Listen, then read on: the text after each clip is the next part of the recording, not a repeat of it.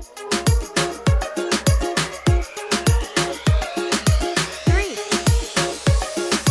two, one.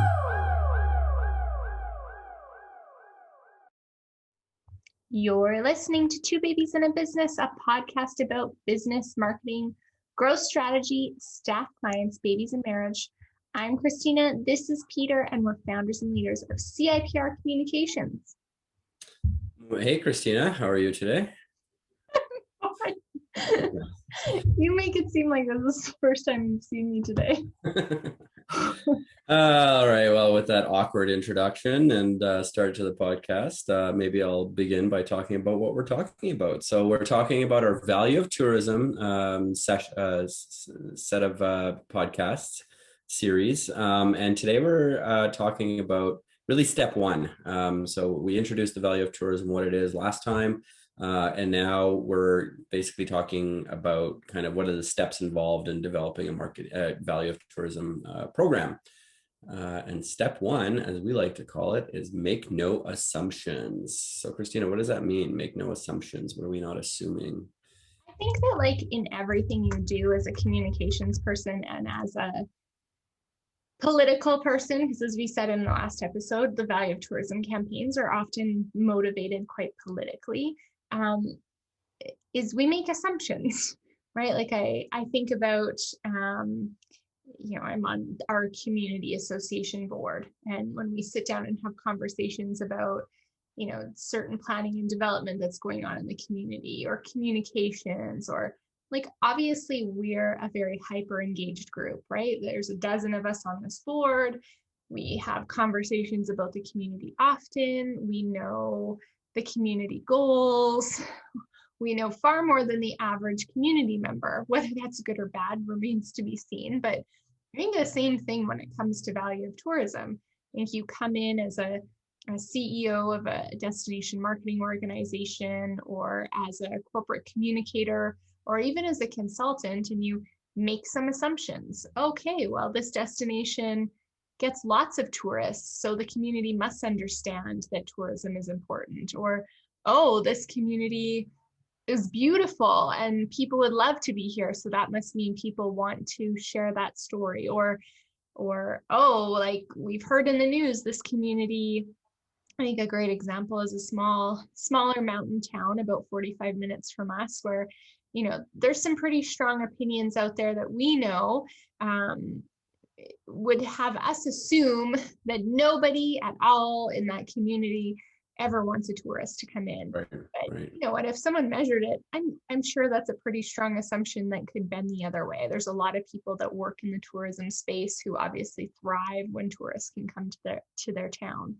So I think this whole notion of make no assumptions is, a lot of people come in thinking people know, and or people feel a certain way, and they don't. Or the other kind of, I think, thing that happens sometimes, and assumptions that get made, is you might have a small, from a relative perspective, small group of people you're talking to, and you assume that the collective voice of those people represents the collective voice of your whole community, and that could be very far from the truth, right? So you got to be careful not to sort of make those types of assumptions and make those leaps. I think so. The point of making no assumptions in step one when it comes to the value of tourism is, do the things you need to do to test assumptions and to challenge assumptions and to get real information and real data, and really go broad, right? Go as broad as possible. So why don't you tell us a few ways that people could not make assumptions and really passing the buck in this conversation today. I think the first thing that you need to ask yourself, and this is often where I think a consultant becomes really valuable, especially a consultant that isn't a part of your area or your community, because I think from a perspective of we're from Calgary, and I make certain assumptions about tourism in Calgary because I live here, because of whatever. And having that outsider opinion, especially an outsider that's visited your community as a tourist before is important. So really starting to explore the question around what assumptions do I need to test is the first, I think, important thing. And a consultant or again, an outsider, maybe it's not a consultant, maybe you're going to talk to a friend or a family member that's not from the area. There's ways you can do it on a budget, but it's starting to talk about like, what assumptions do I make about my community that I think I need to test? So things like, is tourism valuable? Is tourism considered a great economic driver? Is this a good place to open a tourism-based business? Maybe you have a guy that calls all the time, right? The notion of the squeaky wheel gets the grease. Like, he could be super pro tourism or super against tourism, whatever he's saying. Test that.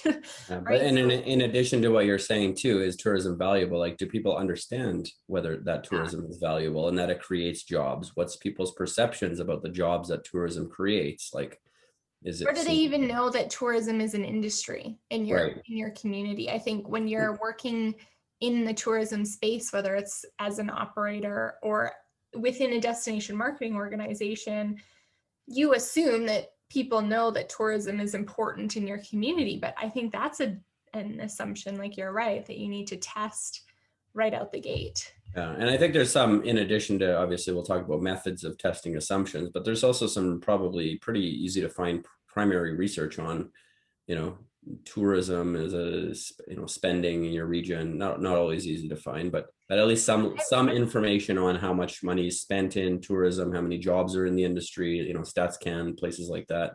There is some information from which to start. I'd actually say that's more of your second step. I'd say, when you're testing assumptions, I think that, something that happens from a media perspective or a strategic perspective is like those numbers, provincial organizations, Destination Canada does a great job at that primary research every year, but people don't understand them. Right. I think that, I think about our friends from Tourism Kamloops, they're champions at being able to collect great primary data. They have like a data staff member in-house. And I would argue that up until they really did a focus in the past, couple of years on value of tourism, those numbers were just big numbers. Right. And people don't really understand them and equate them. And I think about my time at CAP, and that was one of the biggest communication challenges we faced was that's the energy industry. They have got more money to do, well, maybe not anymore, but they had more money to do research and pull those numbers than any other industry in our country. And, you'd throw a number out like $25 billion. And it's like, nobody knows what that means. So right. we from a value of that industry perspective, we started doing math in terms of, what does that mean for the number of schools? Right. So this much money could build this much schools, or this much money could facilitate the infrastructure needed in X amount of hospitals. So like really making it tangible. And I think if you understand the assumptions people make about tourism, then you can start coupling it with that primary research, which right. I think is right. To help tell your story kind of after and to make connections. Yeah. So So when it comes to making no assumptions, there's obviously a bunch of tactical things you can do. I might list some off, and then maybe you can talk about some experiences or give some thoughts on those. Obviously, resident polling, understanding how your residents, your community feel about tourism and the value of tourism, and sort of understanding if they even understand or know what a destination marketing organization is or does, and do they know things like where to send their guests that visit them to get information about what they could do in the region, things like that, right? Those are sort of some things you can do on the polling side. Conversations with stakeholders, and I think this one is definitely, I think, go as broad as possible, and things like roundtables as well. So I think that's at a high level a few things one could do. Kind of any thoughts or favorites, or how should they start? What are your ideas? Yeah, I kind of go back to polling as a first step, and I would say again, this is where consultants can be very helpful, because even in like questions you talked about, I think there's a few I would take off the table right away in terms of like, do you know what to tell your guests to do? That's not what you're at. That's not what we're testing from a value of tourism. Yeah, no, and I don't mean that's a question. I mean, that might be some information you might like glean out of a poll, if people don't know what it is. Conversations you'd glean that out of. The thing with a poll is you're only usually, if your population's big enough, you're just doing something that's automated. So you're just getting yes or no's out of them, which is really interesting. It leads you down the path of, oh, I need more information here, or I don't. So Right. I think from a polling perspective, if you have a big enough population where you can do something really cost effective, like a telephone poll, and I think a lot of destinations view polling as this super expensive endeavor, and it doesn't need to be. So again, if you have that critical mass of people, you can engage a firm to, like ours, to go in and work with you on questions. I think we, especially now, see two types of value of tourism questions. One is around resident sentiment. So focusing on how do residents feel about tourism and tourists and welcoming people to their city. So obviously with COVID and the pandemic, that's a really important one. And I think it's going to be important for years to come. Like, I think there's going to be some obviously travel anxiety, and even look at the controversies right now and the discussions happening around opening the US border. That's like sentiment and the ability for a marketing organization to advertise far and wide. You want your public's acceptance and approval to do that. And then I'd say your other set of questions is really around value of tourism. So what we've been talking about, like do you know it's a part of like an economic driver? Is this a good place to run a tourism-based business? Do you see the connection? Do you understand that? So more of that education-based side. So it's like, from a polling perspective, I think there's two things. In the smaller communities, what's tough is I think you have to spend more money on polling, because you have to go the route of actual live calling. So we know from experience, but also because we have great polling partners, it's easier to get that statistically relevant number in a smaller community or a larger community when someone's live on the phone, right? Like you think about telemarketers that call you. If it's automated, you have no problem hanging up the phone. Right. A person but when there's someone, a little longer. Yeah, when there's someone nice on the other side, you're less likely to hang up. So in smaller communities, we tend to go the live calling route because we know that we can get that sample size.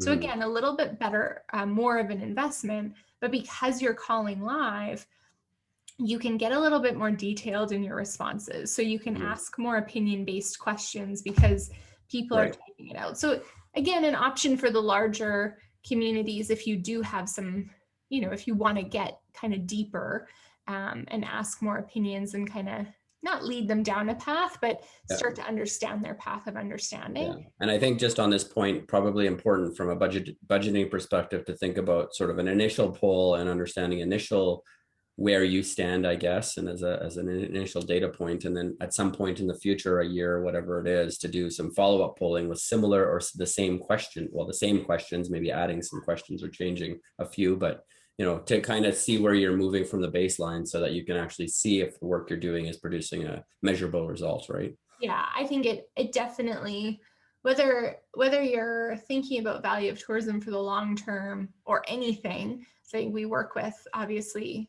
many industries and we do polling for many industries.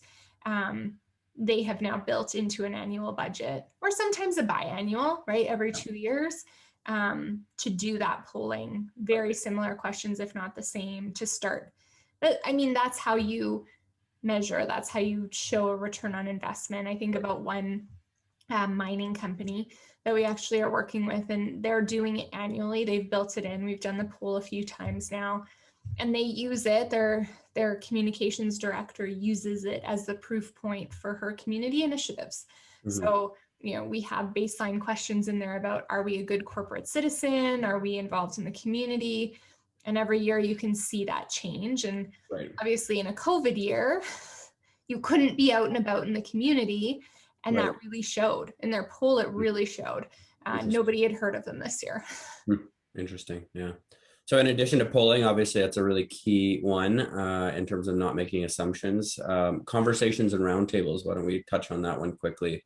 Some thoughts on how to do that, what you should be doing, that kind of thing. Yeah, I think, obviously there's your stakeholders and people that are leaders in the community and important pieces. I think my big advice here to people is don't throw everyone in a room together. Group your opinions. So if you have lots of positive voices, put them in a room together. The worst thing that happens is they like hype each other up and they get more excited about it. Right. And then if you know you have a bunch of negative opinions, get them in a room together. And the worst thing that's going to happen is they'll hype each other up and get excited about it. But like what you don't want is to start to facilitate a roundtable with opinions and viewpoints that are so different that one, the best case scenario is the positives influence the negatives, but usually the negatives are going to be much louder and aggressive. So when you're going to get that, but two, you're not going to get any information because right. I have seen it many times where you have the queen bee of the negative and the queen bee of the positive go at each other, and you have everybody else just goes quiet and and so I think if you're going to facilitate those conversations, it's either move to something like a one-on-one and have conversations that way, and again have it facilitated by what is perceived to be a neutral third party, whether it's a consultant or maybe you've a staff member that isn't public facing, that nobody would really know their role.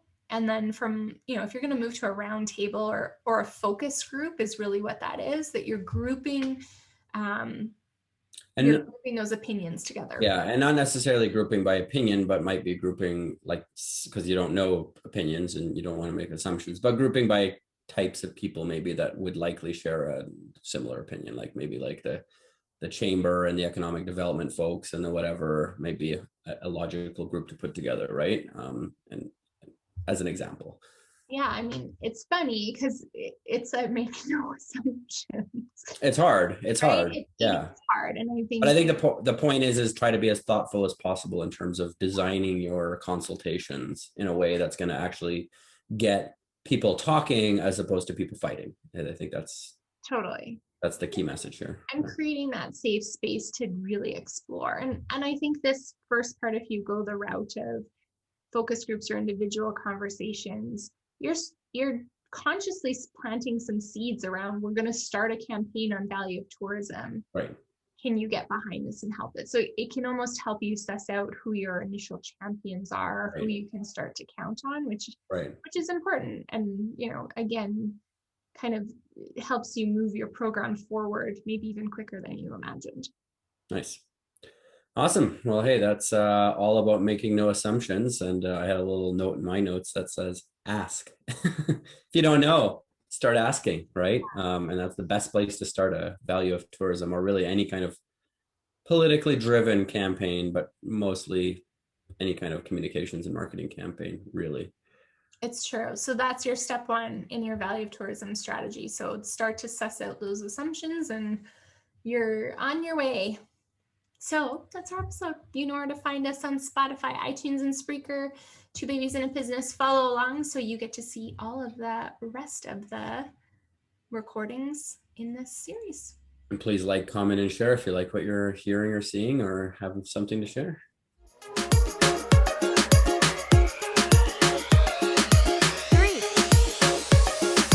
2, 1.